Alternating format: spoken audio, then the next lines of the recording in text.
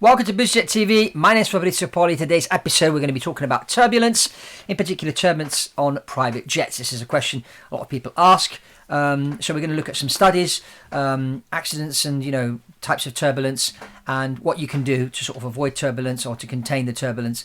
And just to give you a bit more information, because people are usually afraid of things that they don't know about. So what the main purpose of today's episode is to give you information about and knowledge about turbulence. So hopefully you have a better understanding, and this will kind of contain your fear a little bit. So there are it's a study just recently done by the National Transport Safety Board called Preventing Turbulence, Related Injuries in Air Carrier Operations. And what they discovered, they looked at accidents between 2009 and 2018, and they discovered that there, out of 296 accidents, 111 were related to turbulence, which is about 37%. So that's quite a high number there. Now, there are 5 types of turbulence, and we're just going to sort of go into these 5. We've got convective, clear air turbulence, mountain wave, surface feature, and wake vortex. Now, convective is basically when we've got air moving up and down, such as you get, for example, in thunderstorms, you get updrafts and downdrafts. That's what convective turbulence is.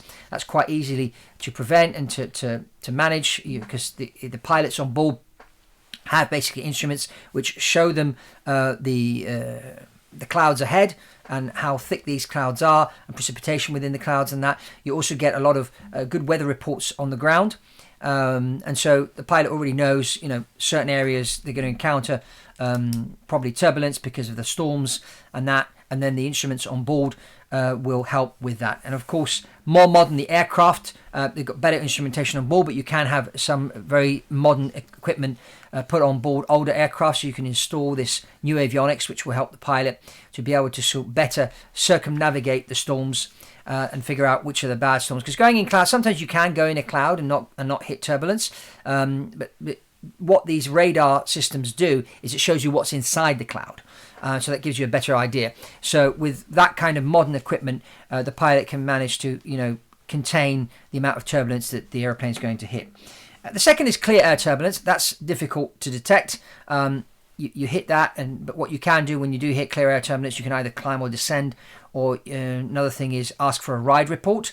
So what you do if you're sitting at flight level 350, for example, and you hit clear air turbulence, and there's a pilot up at 2,000 or 4,000 feet above you or below you, you can always ask for a ride report, and another pilot will relay and say, I'm at flight level 390 on your same route, and here it's nice and calm. So at that point you'll ask air traffic control to climb to flight level 390. And the advantage on the private jets is the private jets fly higher, so you have the opportunity to go even higher.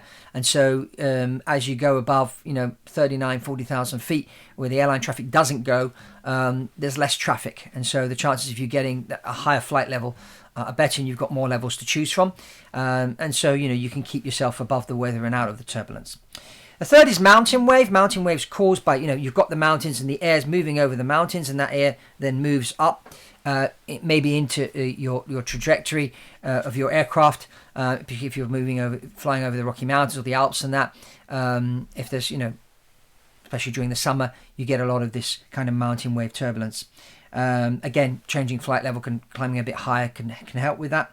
Then you've got surface feature. You get this close to the ground, especially when you're coming flying into cities and things like that, where you've got buildings and that, you'll get turbulence coming off the buildings, and that's that one. And then you've got wake vortex. Now, wake vortex is created by other aircraft. You get this wake turbulence on takeoff. You should be timing yourself if you're going taking off behind another aircraft. In particular, if the aircraft is a large aircraft with a big wing, it will create quite a big wake vortex. So you've got to be careful on that one. But you can also encounter wake turbulence in flight if you're behind another aircraft. And the way to do that is to sort of move left or right, or climb above it. And that's how you can sort of avoid that. Now, convective air turbulence, 86% of the time, that has created accidents.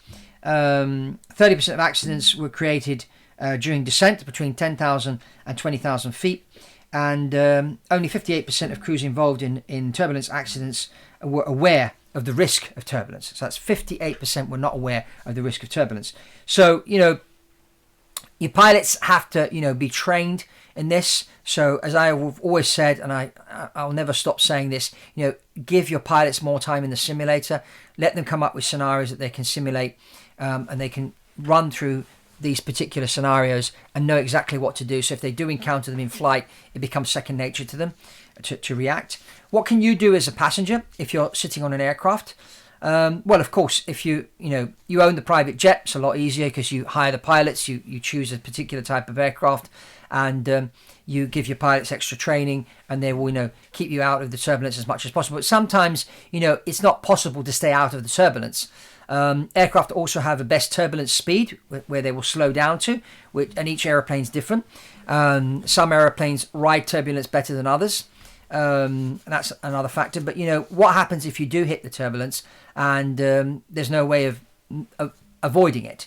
Well, the best place to sit is on the wing or in front.